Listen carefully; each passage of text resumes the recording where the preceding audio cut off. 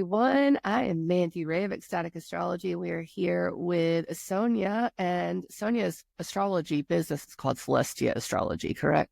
Me. All right. And we're Ask Astrology, Asteria Sophia Kairos. I'm so excited to do this. This is technically my first time joining a monthly update. So this is really awesome. I'm excited. Yeah, it was great because you joined us in December, but we did everybody, all the ladies joined, didn't we? Yeah. And I'm really excited to be a part of this. Yeah, we're so grateful to have you too. So yeah, we're doing the 5th through the 12th of February. And it is a really, I think it's a fun week. There's a lot of fun things happening this week. So I'm ready to dig into it.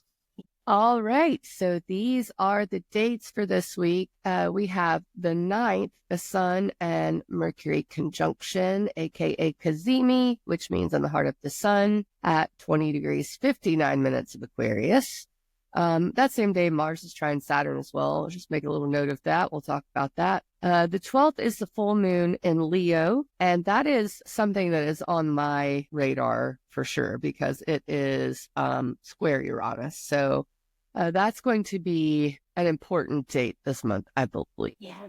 And yeah, the 7th, we do have the Neptune conjunction to the true node at 28 Pisces. And yeah, the 9th is the Cazimi. I like that you have the hearts over the eyes because that's how I feel about a Cazimi as well. Full moon in Leo, 24 degrees, square to Uranus. Yeah, going to be an interesting one. We're looking at, I've put in both the true node and the mean node conjunction with Neptune because we were light on aspects this month. So normally we would just probably look at one, but we have added both of those in. So we might be repeating ourselves in terms of what they actually mean when we come to the end of the month and Neptune meets the mean node. But it shows what the difference is. And it's worth, like when people don't know whether they want to use the mean or the true node, it's worth kind of tracking. Do you feel it on the 7th or do you feel it later in the month? On the 23rd is when it means mean node. So it's a new contact has the outers with the node since they've moved and bringing in this new eclipse cycle. And here it is, Neptune conjoined to the true north node. And I think, with Venus having recently done that, this is something that will likely, I think it's a chunk of time at the beginning of February, this will feel active. The North Node, I question whether or not it's something that is consciously there. There are some aspects I know I can feel almost in my body, but the North Node, I'm not sure always is present until eclipse time, but it does help to track it because if you're not feeling this or whatever, you can actually look at what goes on that day, and know that there is something to February 7th. And also the moon is with Jupiter that day, and Jupiter rules Pisces. So I kind of think that that's significant to have Jupiter freshly direct, the moon saying, hey, pay attention over here. And that might be a good place to look whenever this day comes around, as well as the next couple of days later, whenever Mercury and the Sun join together, because Mercury rules Jupiter. So all three of these things are just working together to me. But yeah, 28 degrees, 9 minutes, very, very end of Pisces. Luckily not the anaretic degree. I'm kind of thankful for that. But I think it draws us into the themes of the eclipse for sure. So mutable signs, pay attention, Gemini risings, Virgo risings, Sag risings, and Pisces rising. Yeah, Neptune's cycle is 165 years. And it's funny being Neptune, it's always the one that I forget that I have to go and look up and write down. I know Pluto's cycle, I know Uranus's, but Neptune's one is always just that little bit elusive, which is Neptune. Yeah. So I have to go and check it, and it's approximately 14 years in a sign. So as it's coming to this end, it's been like a 14-year journey for us. And then the nodes are like 18 years, aren't they, to return to a point. So they moved in Pisces, but much earlier. When Neptune was earlier in the cycle. So again, we can look to that time, maybe 18 years ago or 9 years ago when there was the reverse. And that might give us some clues as to themes as well to expect. Yeah. Neptune ingressed Pisces in 2011. So that makes sense. And I wonder if I can figure out when the North Node was in Pisces after that. I don't know that they met. It may not have met. At least the North Node may not have met Neptune in Pisces, but the South Node may have. Yeah. So that would have been In 2015. Yeah. 9 years ago. Yep. It would have been Yes. something like that. And so, I mean, yeah, sometime around 2015, 2016, it will be good to look at for this. In terms of the themes, but of course we can't help thinking about the eclipses, because as the North Node starts getting activated, we see how much closer the sun's getting. And it's when the sun gets close to these nodes that we get into eclipse season. So we start talking about it and start remembering all our eclipse notes, and but just enjoy this time before we get there. Yeah, and the exact date the South Node hit Neptune was November 17th, 2016, and at 9 degrees of Pisces. Oh, really? Which is where the new moon in Pisces will be, but anyway.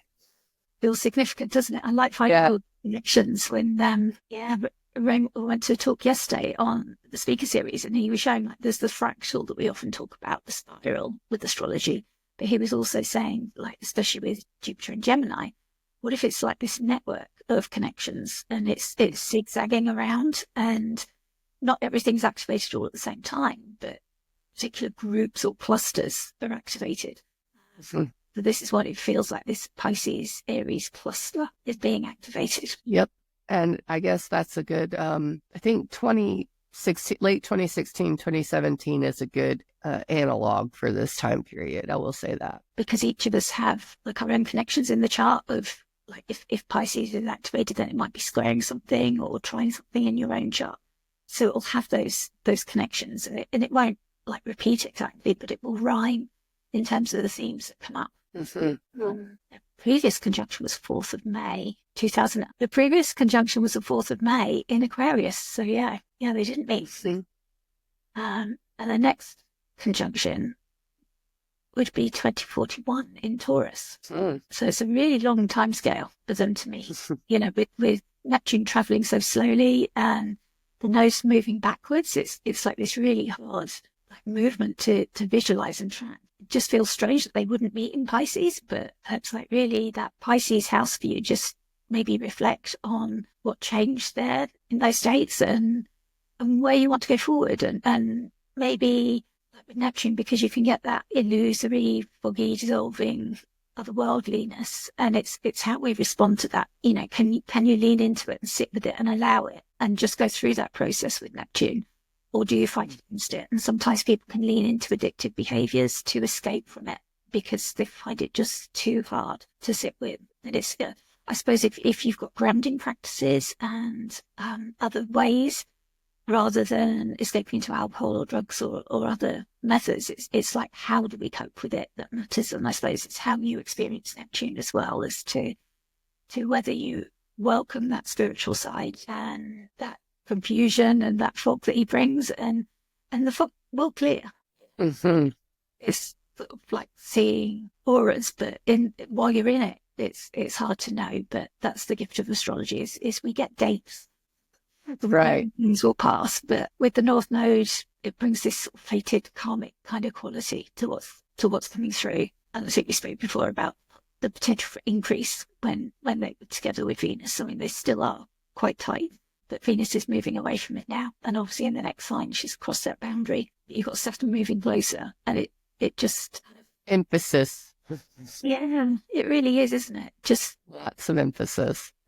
Yeah, and it is that very much, is it for good or bad? And if you're feeling it going in a bad direction, you can pull that back by leaning into those grounding. And when we say grounding, people can use different ways. I mean, you hear that phrase, touch grass. It actually makes sense. You like literally go out and touch some grass and just see what it feels to be connected with the earth. I mean, that is literally grounding, and just breathe and be connected with the earth, or go out and look at the sun or the moon and the planets. And again, that's just grounding us. Where are we in the universe, traveling on this earth? But there's many other methods that you can look up and just find what appeals to you, what works for you. Is a really good way to work.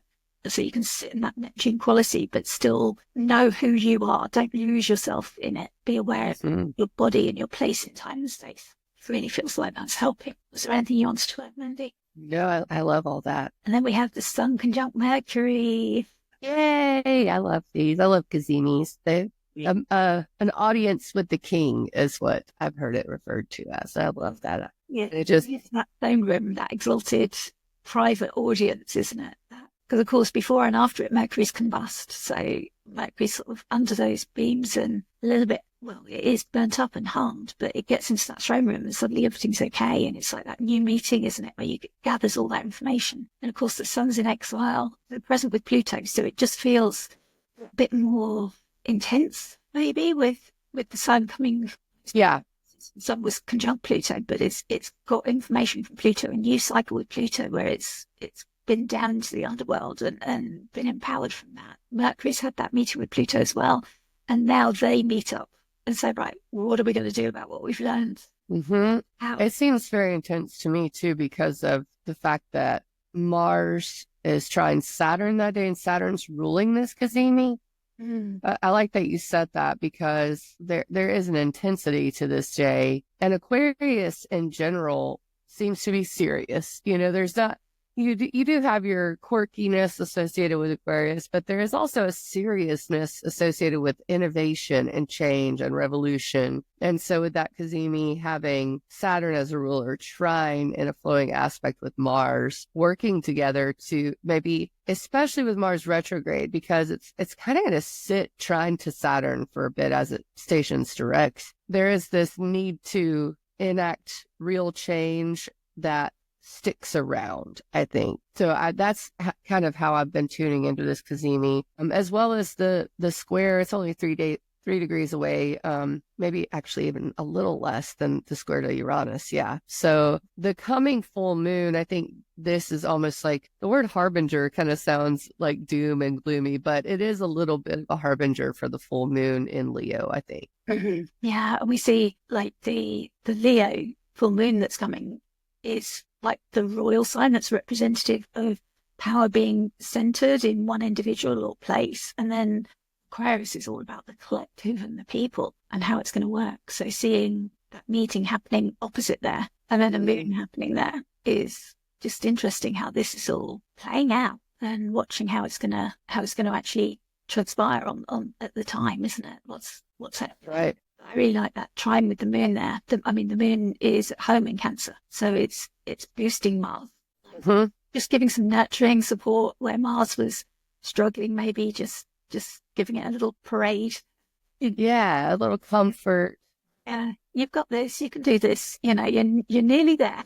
You've worked hard through this retrograde. That's right. And the inconjunct there, the quincunx between the Cazimi and Mars, it's almost as if there is, I think, it is Rick Levine. I've mentioned Rick Levine a few times, how he would talk about an inconjunct or a quincunx feeling like a mosquito buzzing around. Like it's a little bit something that you notice that almost doesn't need attention until it gets too annoying. Yeah.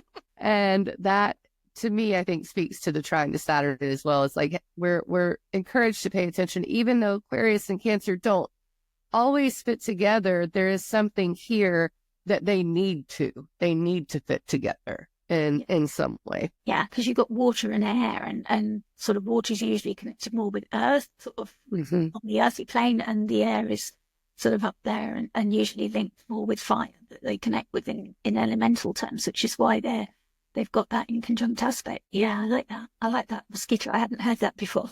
I like it too. Yeah, because it's something you can't quite reach, isn't it? There's no line of sight there. The sun can't see Mars and the moon, the luminaries can't see each other. So that they're not communicating easily, or their objectives are different. They just don't understand each other. I mean, different modes, different elements. You have cardinal water and fixed air. It's how does a balloon look at a river? It's kind of like that. So, and that, translates to, I mean, like, for instance, I'm a Cancer rising, and Aquarius is my 8th house, which is shared resources and investments, contracts, and how does my identity work with that? But they do, there are these things that matter to each other, even if they don't on the surface always seem like they click together. And I think the trine of Saturn and Pisces to Mars and Cancer may help to kind of blend the two, because Saturn's ruling the Cazimi. Yeah. bring the watery element in of the imagination and the intuition and the emotions that water offers us, that container for memories as well. Mm-hmm. I mean, Gary Caton writes a lot about Mercury, so checking out the phases and everything. So this is the superior conjunction as well, which is usually a bit more powerful. And Mercury is in the east, its waning phase is about to begin. So it's about releasing. And once it ingresses into Pisces, we'll see its first evening rise. So it's not visible in the sky at the moment. The first day of visibility is February the 20th. So we've got a little while, too long. But we will see it as it moves away from the sun. While it's so close to the sun, you just can't see it. It's burnt up by the rays. It's kind of hidden in that sense. And this takes Mercury into its philosopher phase. At the moment, it's in a guardian phase before it reaches this Cazimi. And then as it leaves the sun, it's going to be in a philosopher phase. So that's quite nice for Aquarius. I feel like that ability to see the big picture is kind of a philosophy thing, isn't it? You're not looking at the granular detail maybe, but more into that big picture of, well, what does this all mean? Yeah, Aquarius, the bird's eye view. Yeah, Mercury ruling Jupiter as well, with that Jupiter direct and the communication. And maybe that's going to bring some ways that we're going to use this philosophy to expand and build our knowledge, and maybe create some structures with Mars and Saturn there wanting to get busy on something. You know, maybe although Mars can't see Jupiter, but Jupiter and Saturn, they're not in a tight aspect. But as Jupiter starts to go direct, that will start moving into that square. Yeah, Jupiter will start moving into that square with Saturn. And maybe they'll start getting ready to like build something with a way to contain the information and bring it into form and material ways that are useful. I noticed also that sextile Chiron, that wounded healer, connecting us with our pain and our wound, something that's looking for healing. Yeah.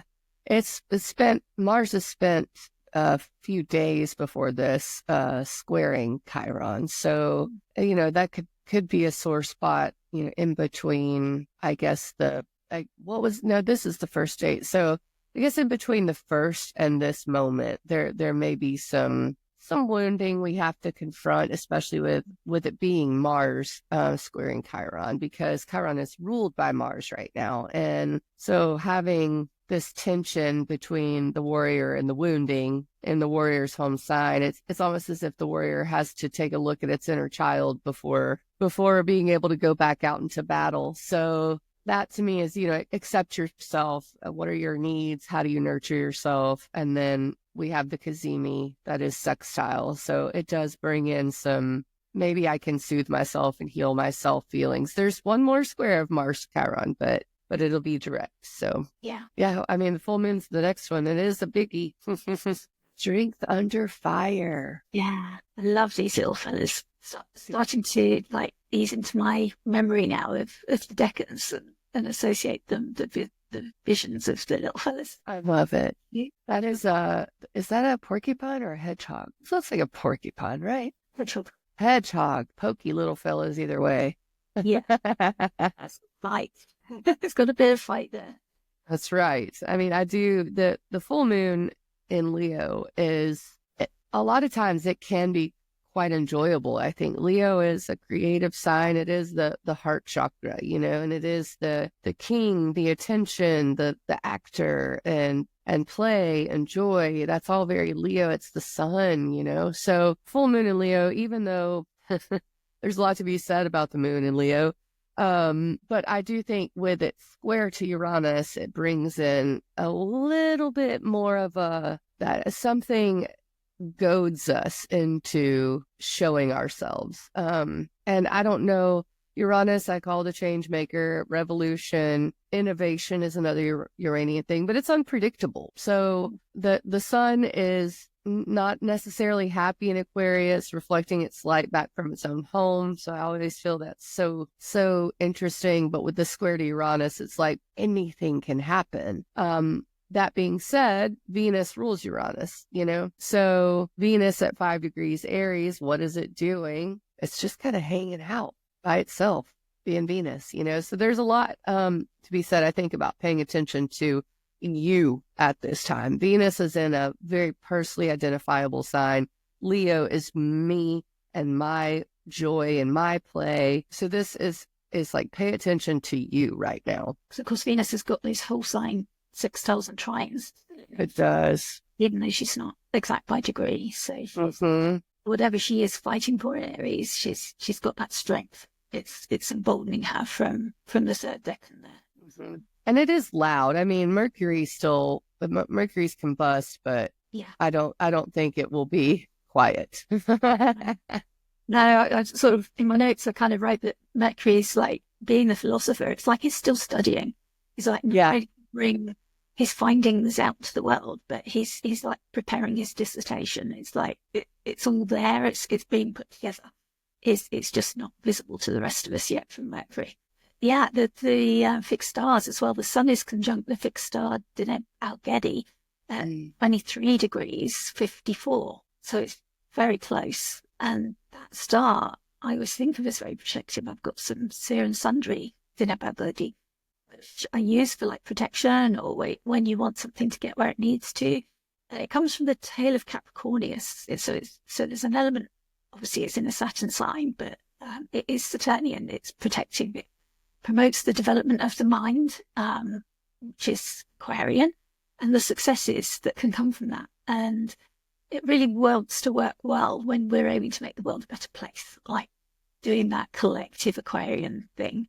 That's when Deneb Algedi will support us rather than like defensive against imaginary threats or attacking, say. Yeah. So it's very concerned with justice. You know, it won't help you if you're not like using right actions. And also there's a warning not to get too caught up in material matters. So there's something there with that element of what this is about is we're not fighting for material stuff for ourselves. We're more concerned with the bigger picture for people and what's going on outside of our own front door. Yeah, and Mars has made it to its stationary degree. It only will move 51 minutes from here because it gets back to 1700. So for the next 11 days, I suppose, it will only move 51 minutes. So I think that being the case and ruling, the moon being the ruler of it, matters at this full moon. So it is just sitting there. Anyone with anything near 17 degrees of Cancer or any cardinal sign really should be on alert at any full moon when Mars is in Cancer. Let me put it that way, but especially if you have something at 17 degrees right now. Yeah, so that's the cardinal signs: Cancer, Libra, Capricorn, and Aries, and then the moon is affecting the fixed signs. So again, like 2/3 of us.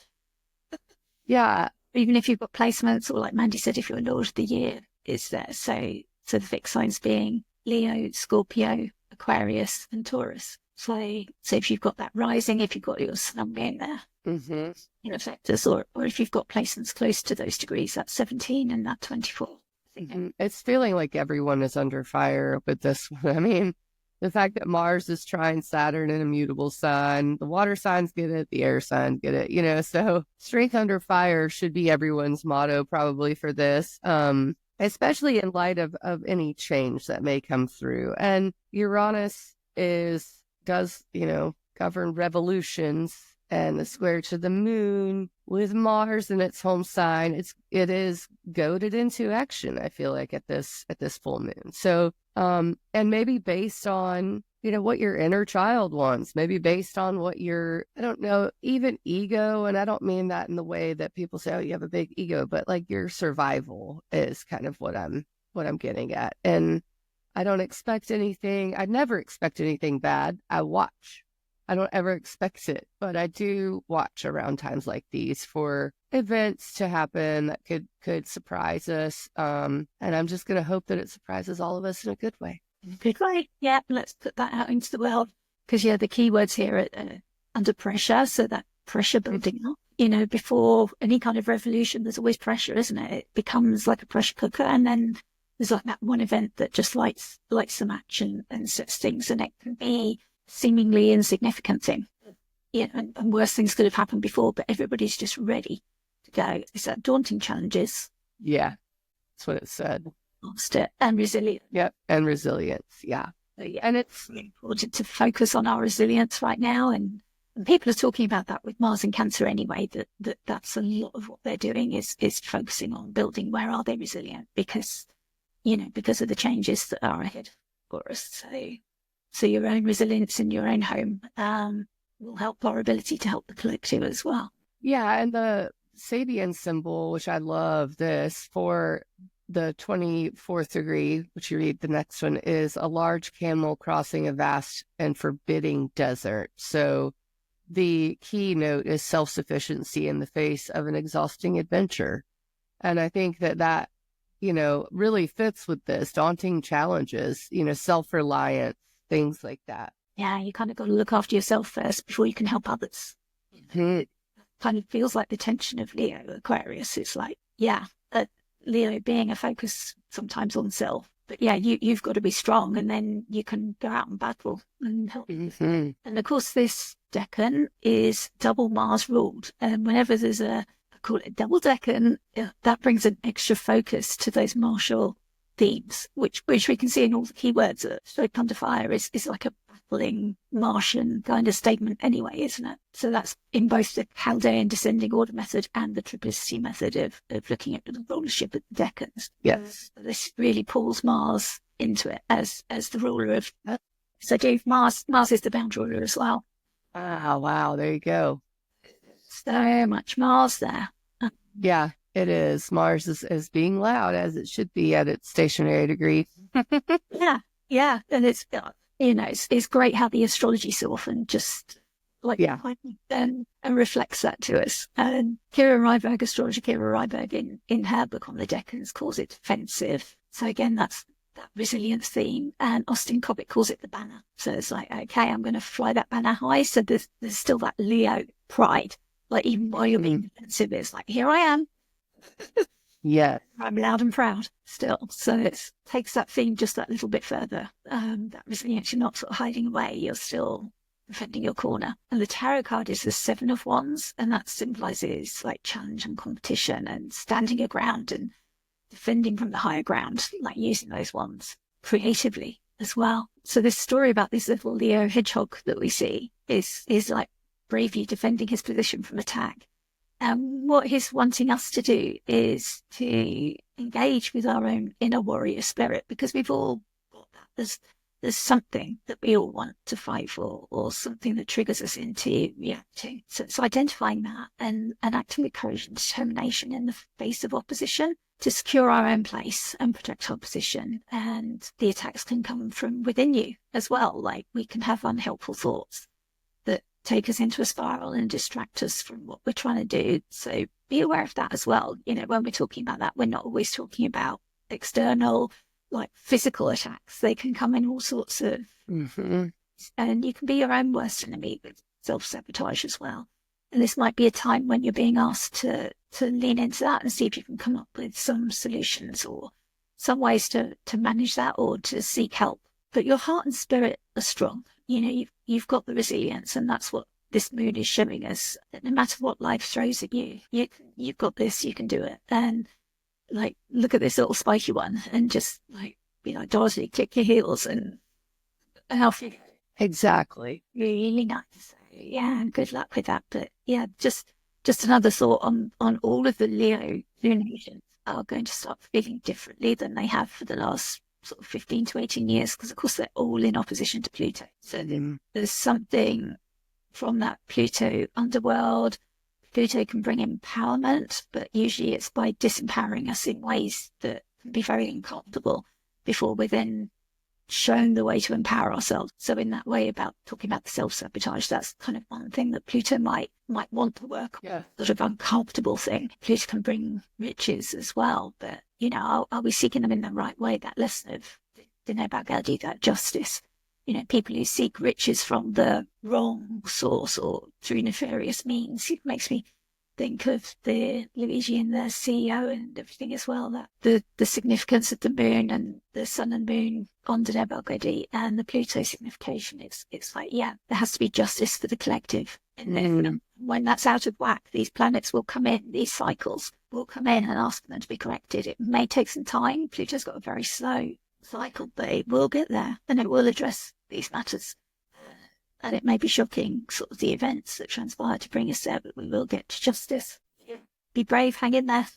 That's all you can do. Grab a surfboard, especially with Uranus involved.